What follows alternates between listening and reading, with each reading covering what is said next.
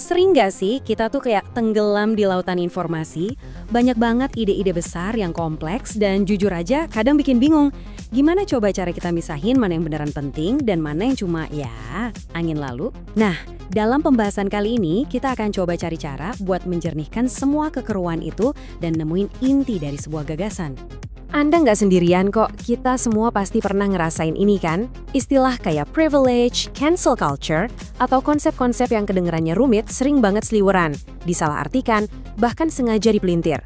Nah, di sini kita akan coba menemukan sebuah kerangka berpikir baru untuk menavigasi semua itu.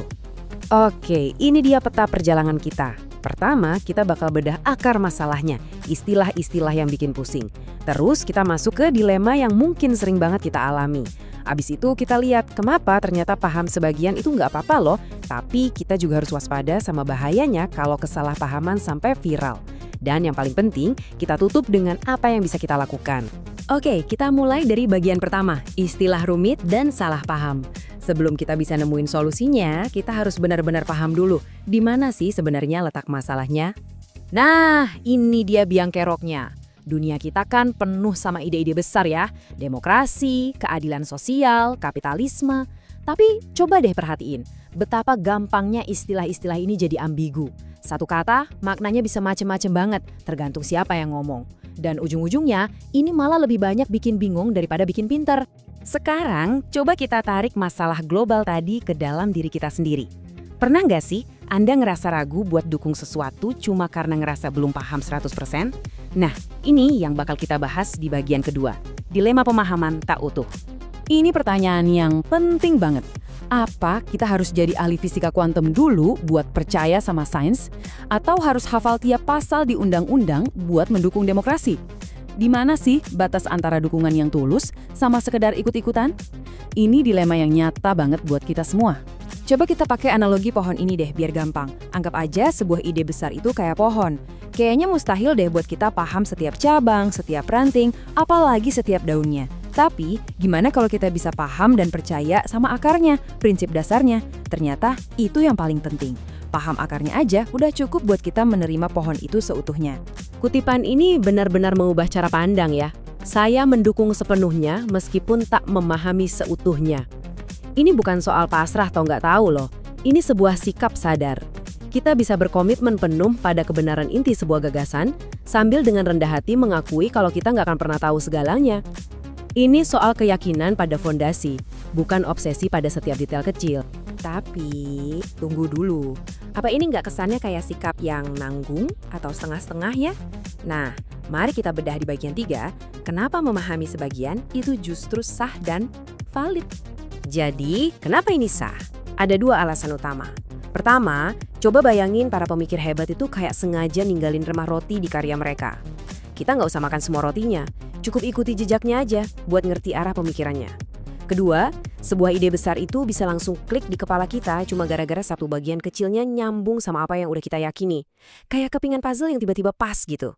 Koneksi kecil itu aja udah cukup buat narik kita masuk. Tapi, nah, disinilah letak pedang bermata duanya. Kita masuk bagian 4 saat kesalahpahaman jadi viral. Inilah sisi bahayanya. Kemampuan sebuah ide buat klik lewat satu potongan kecil itu adalah kekuatan sekaligus kelemahan. Kalau potongan yang kita pegang itu ternyata salah atau diambil dari konteks yang keliru, wah, yang menyebar bukan lagi pemahaman melainkan kekacauan. Kesalahpahaman yang nyebarnya liar kayak api. Dan dampaknya bisa parah banget.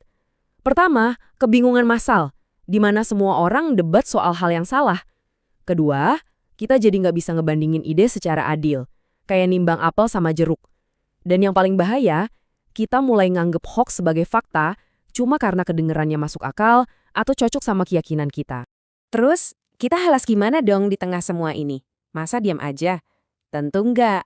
Ini membawa kita ke bagian terakhir dan yang paling penting, gimana kita bisa jadi bagian dari solusi? Bagian 5, upaya menjernihkan makna. Poin kuncinya ini, kita nggak bisa pasif. Di zaman di mana salah paham bisa nyebar lebih cepat dari kebenaran, kita semua punya peran buat mengurai benang kusut ini. Semuanya bisa dimulai dari satu pertanyaan simpel banget.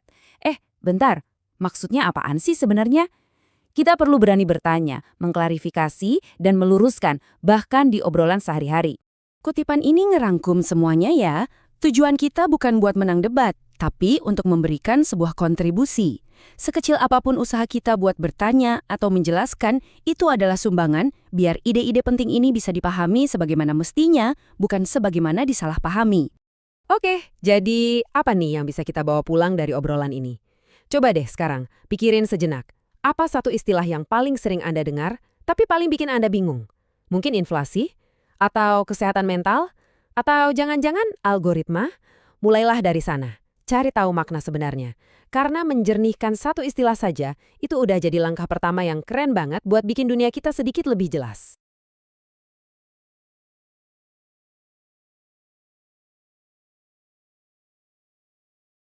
Pernah nggak sih Anda ngerasa ada semacam jurang pemisah antara kearifan kuno sama dunia modern kita yang serba cepat ini? Di satu sisi ada teks-teks yang umurnya udah ribuan tahun, dan di sisi lain, ya, ada kehidupan kita sekarang. Nah, kali ini kita akan coba cari tahu gimana caranya membangun jembatan di antara keduanya. Pertanyaannya mungkin kedengaran simpel ya, tapi sebenarnya ini dalam banget. Gimana caranya sesuatu yang ditulis berabad-abad yang lalu itu bisa tetap relevan seolah-olah baru diucapin kemarin? Nah, itu dia misteri yang akan coba kita pecahkan bareng-bareng. Di pembahasan kita sebelumnya kan, kita udah ngobrolin soal ambiguitas. Gimana gagasan-gagasan besar itu seringkali rentan disalahpahami atau sengaja dibuat jadi ambigu. Tapi, ada satu tantangan yang paling berat, yaitu waktu. Seiring berjalannya zaman, kebenaran yang dulu rasanya jelas banget, sekarang bisa jadi kabur dan terasa jauh. Yuk, kita lihat lebih dekat.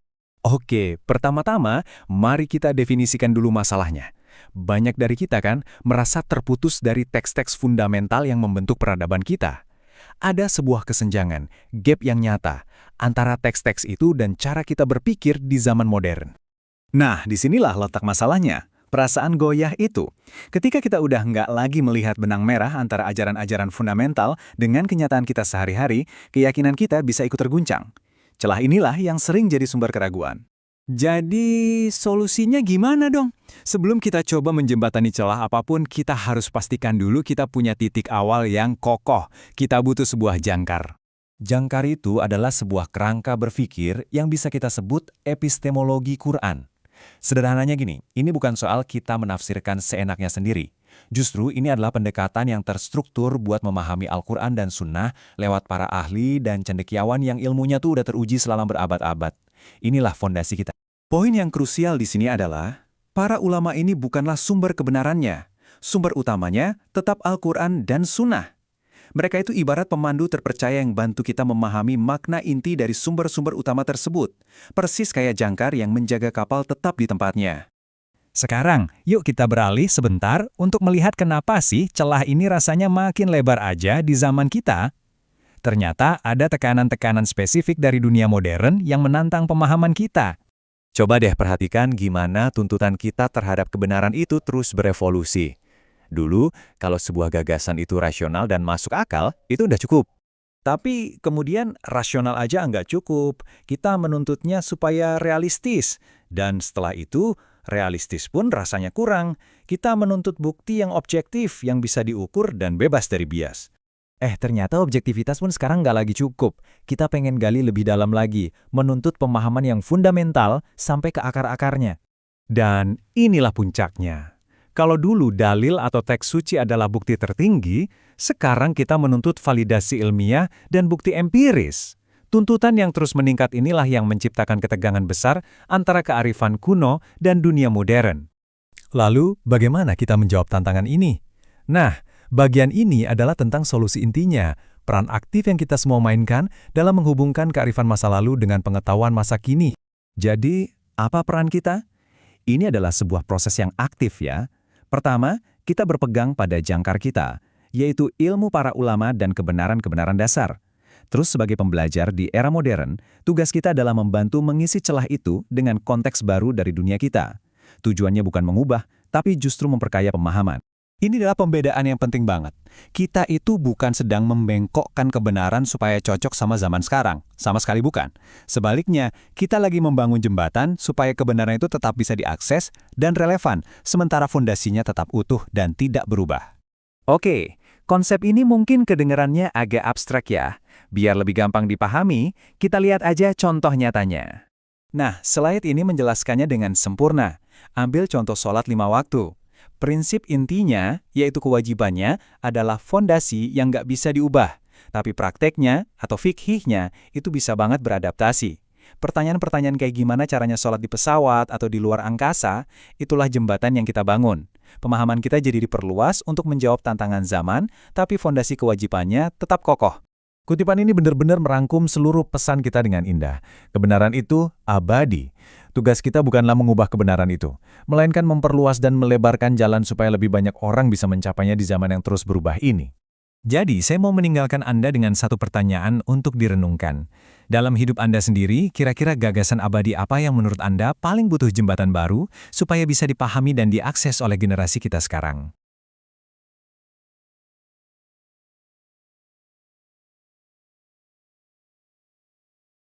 Pernah nggak sih kamu ngerasa jawaban-jawaban bijak dari masa lalu itu kok kayaknya kurang klik ya sama masalah kita yang super kompleks sekarang ini?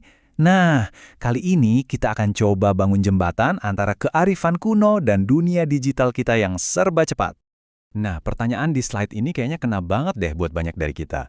Ada semacam gap gitu kan, antara kebenaran mendalam yang kita warisi sama pertanyaan-pertanyaan spesifik yang kita hadapi sehari-hari di zaman modern. Jadi, kenapa ya bisa begini? Ternyata nih, akar masalahnya itu ada di sesuatu yang fundamental banget, standar pembuktian kita. Maksudnya, apa yang kita anggap sebagai bukti atau kebenaran itu udah berevolusi secara drastis dari zaman ke zaman. Coba deh perhatiin polanya. Dulu, sebuah argumen itu cukup kalau kedengarannya rasional dan logis. Udah cukup. Tapi zaman berubah, tuntutannya nambah. Argumen itu harus realistis, harus cocok sama kenyataan. Nggak cukup, harus objektif juga, bisa dibuktiin sama siapa aja. Dan sekarang, di zaman kita, standar paling tingginya seringkali adalah bukti empiris yang bisa diuji di laboratorium. Nah, pergeseran ini jelas jadi beban yang berat banget buat keyakinan-keyakinan tradisional. Terus, gimana dong caranya kita nyambungin dua dunia yang beda standar ini? Jawabannya adalah dengan kembali ke fondasi. Kembali ke prinsip-prinsip yang nggak akan pernah berubah oleh zaman. Nah, inilah yang kita sebut kebenaran mutlak. Para ulama besar, contohnya Imam Al-Ghazali, mereka membangun seluruh cara berpikirnya di atas kebenaran-kebenaran mutlak yang universal kayak gini. Kebenaran ini sifatnya abadi. Dan salah satu konsep kunci yang paling mendalam dari beliau adalah sesuatu yang disebut okasionalisme. Ini dia nih konsep yang diulang-ulang terus sama Al-Ghazali. Dengerinnya kayak berat ya? Tenang, ini ide yang bisa mengubah cara kita melihat dunia loh. Jadi, mari kita bedah pelan-pelan. Apa sih sebenarnya okasionalisme itu? Gampangnya, okasionalisme itu ngajak kita buat nggak berhenti di sebab akibat yang kelihatan di permukaan aja. Konsep ini nunjukin kalau ada lapisan realitas yang jauh lebih dalam, di mana hubungan antar kejadian itu nggak sesederhana yang kita bayangkan. Oke, coba kita lihat tabel ini. Di sebelah kiri ada science. Science itu pakai logika sebab akibat. A menyebabkan B, B menyebabkan C. Dan itu keren banget buat ngejelasin bagaimana sesuatu terjadi. Tapi okasionalisme di sebelah kanan itu ngomongin mengapa yang paling utama, yang paling hakiki. Jadi menurut okasionalisme, rantai sebab akibat yang kita lihat sehari-hari itu kebenaran yang relatif, bukan penyebab yang mutlak. Biar lebih kebayang, kita ambil contoh simpel. Kita mungkin mikir kalau nggak makan, ya pasti sakit. Sains bisa jelasin proses biologisnya. Tapi dari kacamata okasionalis, momen tidak makan dan momen sakit itu adalah dua kejadian terpisah yang sama-sama diciptakan langsung oleh penyebab utama. Ada hubungannya ya, ada polanya, tapi bukan hubungan sebab akibat yang kaku dan mutlak. Oke, ini idenya emang agak abstrak ya. Biar gampang nangkapnya, kita coba pakai analogi yang lebih modern deh. Coba bayangin, seluruh realitas yang kita alami ini sebenarnya kayak sebuah video game yang canggih banget. Nah, di dalam game ini ada aturan mainnya kan? Kalau kamu mau naik level atau mau dapat item langka, kamu harus ngikutin aturan mainnya. Kumpulin 3 koin, kalahin monster. Nah, inilah sebab akibat yang ada di dalam dunia game itu. Tapi, nah ini dia kuncinya. Aturan-aturan itu nggak mutlak. Aturan itu ada cuma karena si developer game memprogramnya begitu. Kapanpun si developer mau, dia bisa aja kan ngubah total semua aturannya lewat sebuah updatean. Jadi penyebab sesungguhnya dari semua kejadian di dalam game itu bukanlah aturan yang kita lihat di layar. Penyebab sejatinya adalah sistem di baliknya, kode programnya, hardware-nya, yang terus-menerus menciptakan setiap momen dalam game itu. Dan inilah gambaran cemerlang dari okasionalisme. Konsep ini menunjuk pada perangkat keras sistem realitas kita, bukan cuma aturan main yang kelihatan di permukaan game kehidupan. Oke, kita udah ngebahas ide yang besar banget barusan. Tapi terus, apa artinya ini semua buat kita? Di sini, sekarang. Apa dong tugas kita? Jadi, tujuan kita itu bukan buat modifikasi kebenaran yang abadi. Bukan sama sekali. Tapi peran kita adalah menjadi semacam pendamping atau penerjemah bagi para ulama, membantu menyampaikan kearifan mereka untuk generasi yang baru. Ini artinya kita semua punya peran aktif buat menjembatani gap ini. Prosesnya gimana? Ya dengan belajar yang mendalam, pahami konteksnya, dan yang paling penting, kreatif mencari cara-cara baru buat mengkomunikasikan ide-ide abadi ini biar tetap relevan dan masuk di zaman sekarang. Dunia modern kita kan serba cepat, serba instan. Gampang banget buat kita terburu-buru ngecap sesuatu yang lama itu ketinggalan zaman.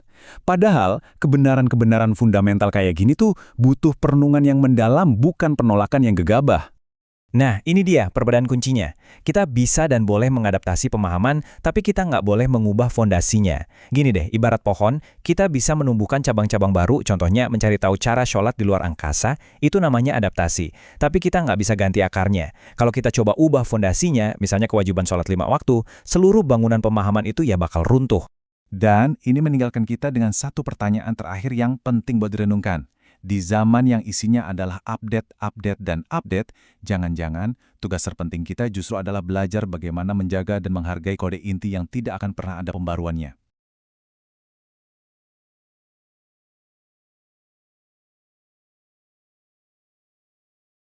Halo, selamat datang kembali. Gini deh, pernah nggak sih Anda ngerasa kayak kejepit di antara sains sama iman? Apalagi di dunia yang serba cepat kayak sekarang, dua hal ini sering banget kelihatan bertentangan. Nah, ngelanjutin obrolan kita sebelumnya soal standar kebenaran mutlak. Ingat kan soal prinsip dasar keimanan yang universal yang diajarin pemikir hebat kayak Al-Ghazali? Hari ini, kita mau coba bangun di atas fondasi itu. Kita mau cari satu cara berpikir baru yang bisa jadi jembatan di atas jurang yang kelihatannya mustahil itu. Oke, jadi apa aja yang bakal kita bedah hari ini? Ini dia peta jalan kita. Pertama, kita mulai dari masalahnya dulu ya, dilema di zaman modern. Terus, kita bakal bongkar dua cara berpikir yang beda banget. Habis itu, kita lihat lagi batasan-batasan sains, dan nah ini puncaknya, kita bakal kenalan sama yang namanya dimensi kebenaran, sebuah kerangka yang ternyata bisa nyambungin semuanya. Yuk langsung aja kita mulai. Oke, kita mulai dari akarnya. Zaman yang serba cepat ini punya efek samping yang nggak main-main. Kita jadi gampang banget nggak teliti. Kita lihat satu judul berita sains yang seolah-olah nantang keyakinan kita, dan tanpa baca lebih dalam, kita langsung ambil kesimpulan. Nah inilah yang sering banget bikin kita jadi ragu, jadi was-was, apalagi pas keyakinan paling dasar kita seolah-olah diuji sama penemuan baru. Yah, gimana ya? Di zaman yang serba instan ini, kita jadi gampang banget ceroboh. Ibaratnya nih, kita lagi nyusun puzzle, terus nemu satu kepingan yang kayaknya nggak pas. Langsung aja kita bilang, salah nih gambarnya. Padahal, mungkin aja kita yang belum lihat gambaran besarnya. Kita terlalu cepat lompat ke kesimpulan. Nah, dari sini nih, obrolan kita jadi makin seru. Jadi, pas kita dihadapkan sama sesuatu yang kelihatannya kontradiktif, ternyata ada dua jalan yang bisa kita pilih. Dua pola pikir yang beda banget. Yang satu membangun tembok, yang satu lagi membangun jembatan. Kita sebut aja celah pembenaran lawan celah kebenaran. Pola pikir yang pertama namanya celah pembenaran. Ini tuh pendekatan yang reaktif. Pernah nggak Anda lagi debat sama orang, terus Anda cuma fokus nyari-nyari kesalahan kecil di argumen dia biar bisa menang? Nah, itu dia celah pembenaran. Tujuannya cuma satu, cari kelemahan sekecil apapun buat membenarkan apa yang udah kita yakini. Ini soal nyari amunisi, bukan nyari pemahaman. Nah sekarang kita lihat lawannya, celah kebenaran. Wah, ini beda banget. Fundamental bedanya. Tujuannya itu bukan buat membantah, tapi buat meluruskan. Balik lagi ke analogi puzzle tadi, ini tuh kayak kita sabar, nyari kepingan yang hilang, dan pas ketemu, klik, semuanya jadi masuk akal. Jadi ini tuh soal investigasi, soal nyari benang merah yang bisa nyatuin dua hal yang tadinya kelihatan bertentangan. Jadi, bedanya kelihatan jelas banget kan? Pendekatan yang satu itu soal konflik, tujuannya menang kalah, yang penting obrolan selesai. Satunya lagi, itu soal kolaborasi. Soal menyatukan ide, tujuannya adalah memperdalam pemahaman kita dan nemuin kebenaran yang lebih besar yang bisa mencakup keduanya. Tapi sering banget kan kita dengar argumen kayak gini. Loh, bukannya sains itu emang dibangun di atas ketidakpastian? Bukannya nyanggah teori lama itu emang cara kerjanya sains? Oke, pertanyaan bagus. Mari kita lihat lebih dalam lagi. Nah, ini nih yang sering salah kaprah. Dengar kata ketidakpastian di sains, orang langsung mikir semuanya itu acak, nggak ada yang pasti. Padahal bukan gitu. Gini deh, bayangin ya, aturan buat melempar bola basket itu kan beda sama aturan buat partikel super kecil di dunia fisika kuantum ya kan? Nah, pas ilmuwan nemuin aturan baru buat dunia kuantum, apa itu artinya aturan bola basket jadi salah? Ya enggak dong, itu cuma berarti kita nemuin aturan yang lebih presisi buat dimensi realitas yang berbeda. Ini tuh soal penyempurnaan, bukan kegagalan. Dan disinilah solusinya mulai kelihatan. Ternyata kebenaran itu nggak cuma satu lapis. Kita bisa lihat kebenaran itu ada di berbagai dimensi. Baik itu di sains maupun di teks-teks keagamaan. Ini nih kunci buat mendamaikan banyak banget konflik yang selama ini kita lihat. Tabel ini jujur keren banget ngejelasinnya. Nah, ingat kan obrolan kita sebelumnya soal standar kebenaran mutlak? Itu dia, lapisan paling atas, yang absolut, yang nggak bisa ditawar-tawar lagi. Kalau dalam iman ya contohnya ibadah wajib. Terus, turun satu lapis, ada yang objektif, manfaatnya jelas, bisa kita lihat. Turun lagi ada yang relatif, ini yang bikin ada banyak ragam bentuk, kayak ibadah sunnah yang macam-macam. Dan yang paling bawah, ada yang subjektif, yang lihat konteks pribadi kita masing-masing. Kerennya, 4 lapisan ini tuh ada di mana-mana. Mau kita ngomongin sains atau ngomongin iman, polanya sama. Oke, biar lebih kebayang, sekarang kita lihat satu contoh konkret yang kuat banget. Kita mau lihat gimana dimensi-dimensi kebenaran ini bisa kita temukan di dalam sebuah teks keagamaan yang sudah sangat tua. Yuk, kita coba ajukan pertanyaan yang agak berani. Bisa nggak sih sebuah dalil yang diwahyukan lebih dari 1400 tahun yang lalu, itu bukan cuma berisi hikmah spiritual, tapi juga mengandung kebenaran intelektual yang ternyata nyambung sama sains modern? Mari kita buktikan. Coba kita perhatikan ayat ini dari Al-Quran. Metaforanya luar biasa, unta masuk lubang jarum. Kalau kita lihat sekilas, ya jelas ini ngomongin sesuatu yang mustahil kan? Tapi, coba deh kita pakai kacamata celah kebenaran sekarang. Kira-kira ada nggak ya prinsip universal yang tersembunyi di balik kalimat ini? Ini dia poin kuncinya. Kalau kita saring bahasa metaforanya, kita bakal nemuin satu hukum realitas yang super simple, nggak bisa dibantah dan universal. Sebuah kebenaran mutlak. Sesuatu yang kapasitasnya lebih besar, yang nggak bakal bisa dimuat ke dalam kapasitas yang lebih kecil. Sesederhana itu. Dan coba lihat paralel yang menakjubkan ini. Prinsip fundamental yang sama persis, bahwa sesuatu itu nggak bisa melampaui batasannya sendiri, ternyata diungkapkan di 2 tempat yang beda banget. Satu di dalil kuno ini, satu lagi di hukum dasar fisika modern, yaitu hukum kekekalan energi. Yang intinya juga sama kan, energi dalam satu sistem nggak bisa lebih besar dari totalnya. Bahasanya beda, zamannya beda, tapi keduanya nunjuk ke satu kebenaran absolut yang sama. Keren banget. Ini semua membawa kita ke intinya. Pada akhirnya, ini soal pilihan. Pilihan yang kita hadapi setiap hari. Di setiap perdebatan, di setiap momen keraguan, kita itu sebenarnya lagi berdiri di sebuah persimpangan jalan. Jadi, kenapa kita harus repot-repot memilih jalan ini? Karena mencari celah kebenaran itu artinya kita membangun jembatan, bukan tembok. Ini mengubah konflik jadi kesempatan buat belajar bareng. Ini bukan lagi soal siapa yang salah dan siapa yang benar, tapi soal gimana caranya kita sama-sama menemukan kebenaran yang lebih besar dan lebih utuh. Jadi, saya mau ninggalin Anda dengan satu pertanyaan ya. Nanti kalau ketemu lagi sama sebuah kontradiksi, entah itu di berita, di sosial media, atau bahkan di dalam pikiran Anda sendiri, coba berhenti sejenak. Celah mana yang bahkan Anda cari duluan? Celah untuk membantah atau celah untuk meluruskan dan menyatukan? Karena pilihan itu, beneran deh bisa mengubah cara kita memandang seluruh dunia. Terima kasih banyak sudah menyimak.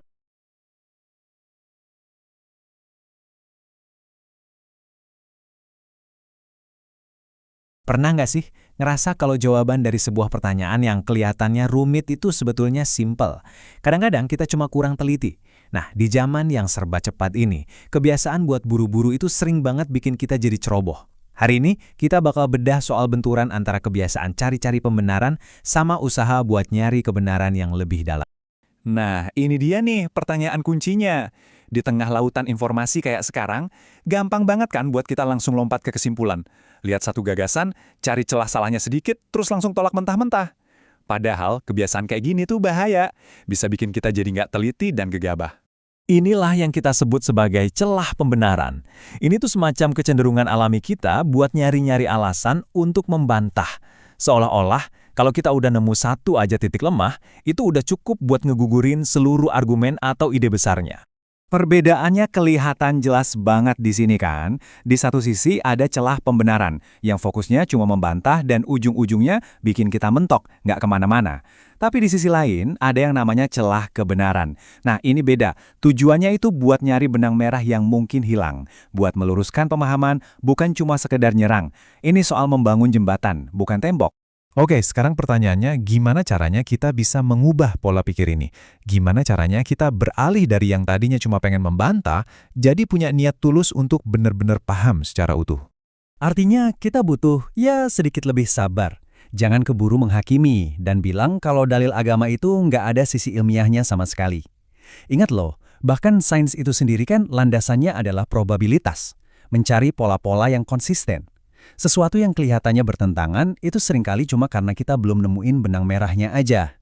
Nah, buat nemuin titik temu atau benang merah tadi, kita perlu alat bantu. Yuk kita kenalan sama sebuah kerangka kerja praktis yang bisa bantu kita nemuin koneksi-koneksi ini. Kita sebut saja pandangan 4 dimensi tentang kebenaran.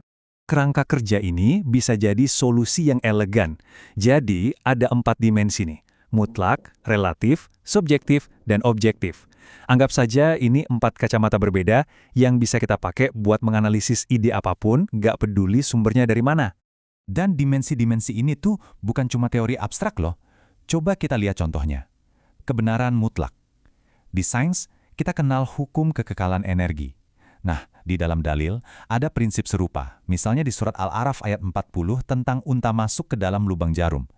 Itu kan sebenarnya sebuah kebenaran universal, bahwa sesuatu yang kapasitasnya besar nggak akan bisa muat di wadah yang jauh lebih kecil. Dari dimensi relatif sampai objektif, kita bisa lihat pola yang sama muncul di berbagai bidang. Ini bukti kalau sebenarnya ada landasan bersama untuk saling memahami. Oke, biar kerangka kerja tadi makin kuat, mari kita landasi dengan sebuah nasihat bijak yang tak lekang oleh waktu, yang bisa jadi aturan utama kita. Wah, dalam banget ya kutipan dari Imam Al-Ghazali ini. Ini adalah fondasi etis sekaligus intelektual kita. Intinya, sebelum kita kasih penilaian atau kritik, hukumnya wajib buat kita untuk berusaha memahami dulu secara mendalam. Dan di zaman sekarang, di mana komunikasi global bikin semua informasi campur aduk, prinsip Al-Ghazali ini jadi makin relevan. Banyak banget istilah-istilah yang ambigu yang bisa bikin salah paham kalau kita nggak hati-hati. Coba deh lihat daftar ini. Istilah kayak wahdatul wujud atau bahkan konsep-konsep dari fisika kuantum itu sering banget disalahpahami.